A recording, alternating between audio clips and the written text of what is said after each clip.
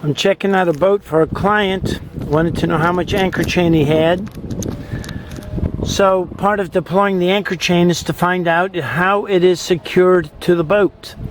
Yes, it is. It's secured by a shackle, a steel shackle, which means if you have to cut it loose, it's impossible for you to cut it loose. I'll stick the camera down in the hole, see if you can see anything.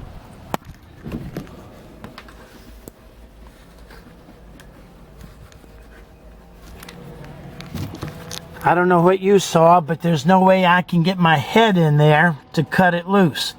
And we're talking about we're talking about cutting with the hacksaw, which is impossible, or with a bolt cutter, which is a joke. That won't happen either. So what we need to do is get this set up so where we can have a rope come out.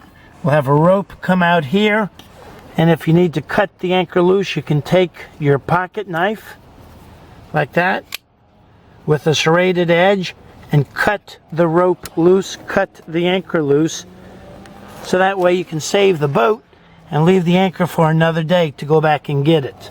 So we've got problems here. We can't get to the end of the chain. Watch, let's see what happens here. Pow! So we got to the hard steel end of the chain and there's no way to cut it free. So I can pull it back in, but there's no way for me to cut it free. The other big issue is this is a nice cruiser type boat. In fact, see how nice the anchor locker is up here on the bow?